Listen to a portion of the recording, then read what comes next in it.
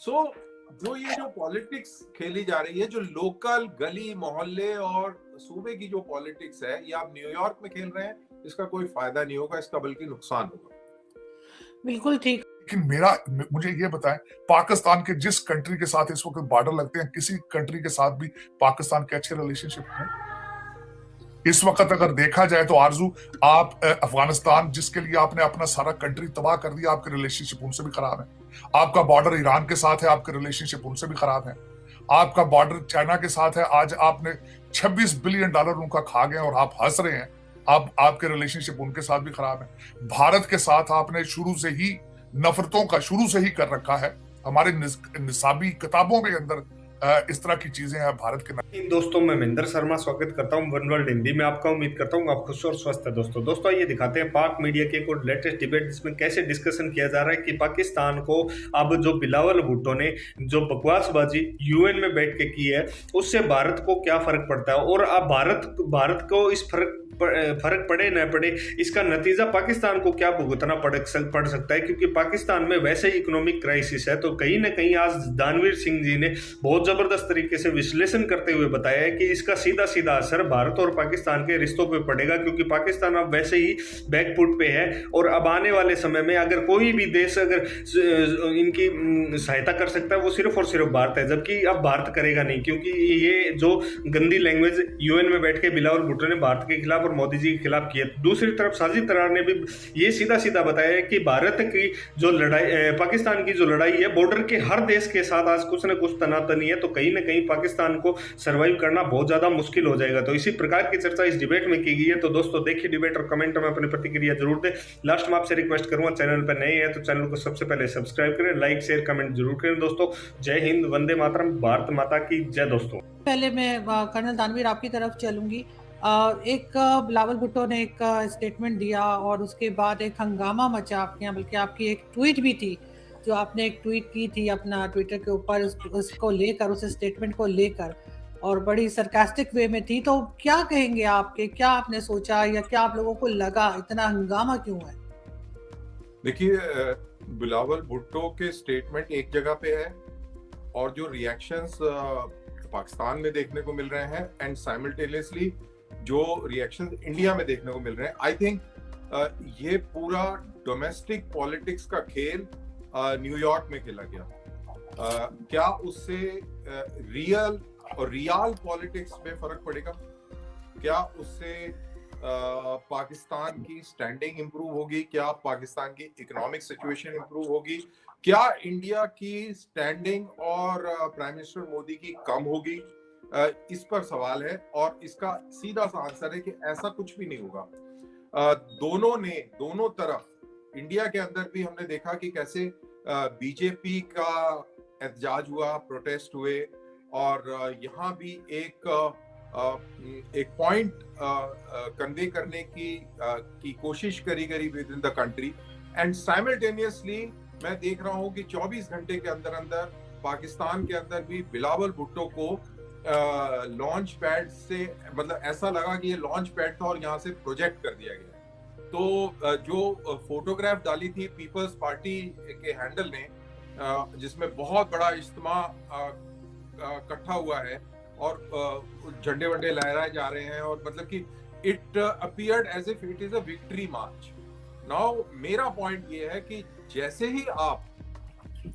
ही आप larger debate को छोड़कर और आप रीजनल और सब रीजनल लेवल पर आ जाते हैं, पार्टी पॉलिटिक्स में आ जाते हैं, तो इसका मतलब ये है कि you are missing a point big time. तो ये मेरा पॉइंट है, और मैं यहाँ पर भी बात कर रहा हूँ कि बीजेपी को इसका ना तो प्रोटेस्ट करना चाहिए था, ना इसके ऊपर कोई कॉग्निसेंस लेना चाहिए था।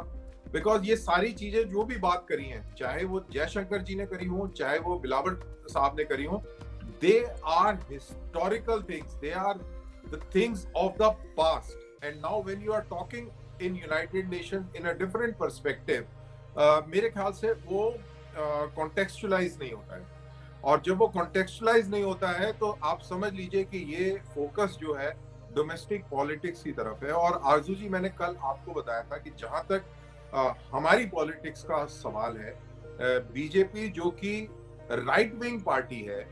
जब बिलावल भुट्टो ऐसा शो करते हैं कि वो इंडियन मुस्लिम्स के हितैषी हैं, तो बीजेपी एंड बीजेपी के जो सपोर्टर्स हैं वो उसको ऐसे प्रोजेक्ट करते हैं कि देखो हमारे जो मुसलमान हैं इनके हितैषी ये है, that means there is a consensus between the two parties.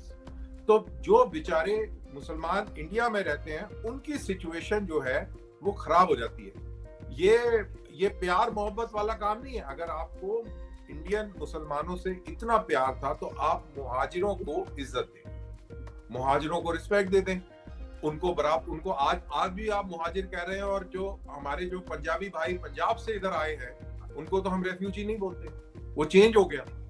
सो जो ये जो पॉलिटिक्स खेली जा रही है, जो लोकल गली मोहल्ले और सूबे की जो पॉलिटिक्स है, ये आप न्यूयॉर्क में खेल रहे हैं, इसका कोई फायदा नहीं होगा, इसका बल्कि नुकसान होगा।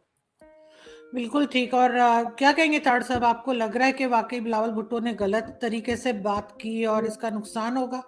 देखिए मैं आरजू, मैं पहले तो मैं बिलावल भुट्टो साहब की तरफ बोलना चाहूंगा, फिर मैं डॉक्टर जयशंकर साहब का, और फिर मैं उसमें अपनी पर्सनल ओपिनियन देना चाहूंगा। लेकिन मैं कर्नल साहब की चीजों से एग्री करता हूं, बिल्कुल डेफिनेटली इसमें से निकला कुछ भी नहीं है। ये सिर्फ इसको डोमेस्टिक पॉलिटिक्स के साथ अटैच करके पॉइंट स्कोरिंग की गई। अब मैं सबसे पहले तो ये पूछना चाहूंगा, बिलावल भुट्टो साहब जब अब उनका अपना सूबा जो है वो 4 करोड़ लोग उनके सैलाब ज़रगान है, वो खुले आसमान के नीचे बैठे हैं, वो 9 दिन यहाँ पे क्या कर रहे हैं? एक तो उनको यहाँ आना नहीं चाहिए था, कंट्री बैंकरप्सी के सर पे पहुंचा हुआ है, और वो 35 मुल्कों के दौरे के बाद अमेरिका पहुंच गए। अब वो यहाँ पे आके सिर्फ अपने आप को पोर्ट्रे कर रहे हैं एज अ वजीर आजम, नेक्स्ट वजीर आजम। पता नहीं वो किस तरह बनेंगे, क्या होगा, वो तो आने वाले दिन बताएंगे। पाकिस्तान के अभी तक तो हालात इस तरह है नहीं। दूसरा जो मेरा एक सबसे बड़ा गिला है इस वक्त आपकी सियासत के साथ, आप सबसे पहले तो सियासी तौर पे मैच्योर ही नहीं हो सके। आप इस वक्त पाकिस्तान की 3 पार्टियां हैं, मैं उनको सियासी पार्टियां नहीं मानता, क्योंकि वो तीनों एस्टेब्लिशमेंट की पैदावार है। भुट्टो साहब अयूब खान के बच्चे थे, नवाज शरीफ आपके ज़ियाउल हक के बच्चे हैं, और इस वक्त जो हमारा मिस्टर हैंडसम है इमरान खान, वो जनरल ज़हीरुल इस्लाम का ISI का बच्चा है। तो इन बच्चों को पता है कि इन्होंने एजेंसियों से और एस्टेब्लिशमेंट की डील के साथ पावर में आना होता है, तो इसलिए इनको अपने सूबों की, अपने हलकों की और इंटरनल पॉलिटिक्स पे इतनी तवज्जो नहीं देनी होती। इन्होंने अपने कद काट बस एक सियासी ड्रामा सा बनाना होता है। तो दूसरा उसमें ये कहूंगा, अब मैं दूसरी साइड पे आना चाहूंगा, क्योंकि मैं एग्री नहीं करता। देखिए, इसकी मैं मिसाल देना चाहता हूं कि आप कह रहे हैं उन्होंने मोदी साहब के लिए गलत अल्फाज इस्तेमाल किए, वो आप उनका गिला क्या करेंगे? उन्होंने अपने पेट्रोलियम मिनिस्टर डॉक्टर तसद्दुक को ही काउंटर कर दिया यहाँ न्यूयॉर्क में बैठ के। उन्होंने कहा, हम तो रशिया से तेल ले ही नहीं सकते, हम तो उनकी प्रोडक्ट को रिफाइन ही नहीं कर सकते। अगर आपको गिला है तो ये तो फिर हमारी हालत पे देखे ना कि हम how politically organise we are. अब उसमें दूसरी बात ये करना चाहूंगा, डॉक्टर जयशंकर साहब और भारत का कद काट, वो इस वक्त मेरे ख्याल में, मैं बड़े अरसे से ये बात कह रहा था, आपके सेगमेंट में कहता था कि अब भारत ने पाकिस्तान का नाम लेना छोड़ दिया है। क्यों? और मेरे बहुत कई दोस्त हैं, बहुत ज्यादा दोस्त हैं वाशिंगटन DC में, I sit with them, they are Indian journalist, they are Indian scholars, they are writers, they are सबके साथ जब मैं बैठता हूँ, and this is what I was getting out of them, कि वो कहते थे कि हम जब पाकिस्तान का नाम लेते हैं वो ब्रिंग आवरसेल्फ डाउन। और मैं उससे एग्री करता था। कहां पे G20 की प्रेसिडेंटशिप है? कहां डॉक्टर जयशंकर, जिनकी सारी जिंदगी फॉरेन ऑफिस में गुजरी, यहां पे वो DCM एम्बेसी में रह कर गए, यहां पे वो वाशिंगटन DC के अंदर एम्बेसडर रह के गए।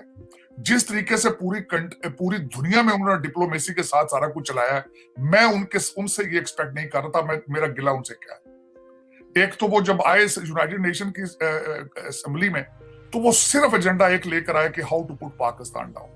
अब वो किस तरह में उसके काउंटर सपोर्टिंग उसके आर्गुमेंट ये है, वो मुंबई हादसे की नर्स को साथ लेकर आए, उसका एक अलग ड्रामा स्टेज किया गया, वो भी एक माजी की बात है। अब मैं जो भुट्टो साहब ने जो अल्फाज इस्तेमाल किए, मैं डेफिनेटली डिसएग्री विद। मैं बिल्कुल, वो गलत उन्होंने अल्फाज इस्तेमाल किए हैं। उनको चाहिए था कि इसको डिप्लोमेटिक, अगर ये करना था, रेफरेंस देना था, किसी अच्छे अल्फाज के साथ दे लेते। उनकी इस बात से जज्बात कई लोगों के मजरू हुए हैं, and I am with it. अब दूसरा जो मैं एक्सपेक्ट कर रहा था, मेरी जो पर्सनल ओपिनियन है आरसू, जो इसके बाद मैं ये कहना चाहूंगा, मैं ये हमेशा ये कहता हूं कि गाड़ी चलती है फ्रंट शील्ड को देख के, विंड स्क्रीन को देखकर गाड़ी चलाई जाती है। आप बैक मिरर से देखकर गाड़ी नहीं चला सकते। अब मैं जो डॉक्टर जयशंकर साहब से इस वक्त एक्सपेक्ट कर रहा था, वो मैं पाकिस्तानी बिलावल भुट्टो साहब से एक्सपेक्ट नहीं कर सकता। मैं डॉक्टर जयशंकर साहब से ये चाहता था कि कोई फॉरेन मुस्तकबिल के लिए कोई विजन देते, कोई एक रोड मैप देते, कोई हल बताते इन चीजों का। This is what I was expecting. माजी की जंगें, माजी के हादसात, मैंने मानता हूं इसमें मैं बिल्कुल नहीं किसी को ना प्रोटेक्ट करूंगा ना उसको सपोर्ट करूंगा, लेकिन मैं ये समझता हूं जाती तौर पे, दुनिया की मैंने बड़ी जंगों के बारे में पढ़ा है। हर जंग के बाद आप टेबल पर बैठते हैं। पाकिस्तान भारत ने कई जंगें लड़ी हैं। मैं हमेशा ये कहता हूं अब चाहिए दोनों मुल्कों को। पाकिस्तान की तो अशद जरूरत है क्योंकि इकोनॉमिकली कोलैप्स हो रहा है, उसकी तो अशद जरूरत है कि भारत के साथ रिलेशनशिप ठीक करे और अपनी तिजारत जो है वो ट्रेड खोले। और दूसरा यहाँ पे मैं खास कर देखें, मैं इसमें अक्सर दोस्त मेरे कहते हैं भाई कि शायद I am doing Pakistan bashing. It's not Pakistan bashing. The reason I can never go against Pakistan, is my motherland, लेकिन the people those has been running, people those have been managing Pakistan, I am against the system. इस वक्त मेरा छोटा सा मैं आखिरी comment ये दूंगा कि आपको तो ठीक है भारत के लिहाज से वहां जुलूस निकले, वहां पे चीजें हो रही हैं, लेकिन मुझे ये बताएं, पाकिस्तान के जिस कंट्री के साथ इस वक्त बॉर्डर लगते हैं, किसी कंट्री के साथ भी पाकिस्तान के अच्छे रिलेशनशिप हैं इस वक्त? अगर देखा जाए तो आरजू, आप अफगानिस्तान जिसके लिए आपने अपना सारा कंट्री तबाह कर दिया, आपके रिलेशनशिप उनसे भी खराब है। आपका बॉर्डर ईरान के साथ है, आपके रिलेशनशिप उनसे भी खराब है। आपका बॉर्डर चाइना के साथ है, आज आपने $26 बिलियन उनका खा गए और आप हंस रहे हैं। आपके रिलेशनशिप उनके साथ भी खराब है। भारत के साथ आपने शुरू से ही नफरतों का शुरू से ही कर रखा है। हमारे निसाबी किताबों के अंदर इस तरह की चीजें हैं भारत के नफरत के, लेकिन इनको चेंज करना होगा। मेरी हम्बल रिक्वेस्ट ये होगी अपने बच्चों के लिए, पाकिस्तान के बच्चों के लिए, एक तो हिस्ट्री को पढ़ें, उसमें अपनी गलतियां रिकॉग्नाइज करें और उसके बाद फ्यूचर फॉरवर्ड वे देखें, रोड मैप तय करें। पड़ोसियों के साथ you have to live in peace with them. There is no excuse or no chance towards it. Regardless how, achieve peace, period. बिल्कुल नहीं सर, आप बिल्कुल ठीक कह रहे हैं, लेकिन यहाँ प्रॉब्लम ये है कि जो लोग इस बात को मान रहे होते हैं, जो हिस्ट्री को सही समझ रहे होते हैं या हिस्ट्री को सही करने की कोशिश करते हैं, सही बात करने की कोशिश करते हैं, उनके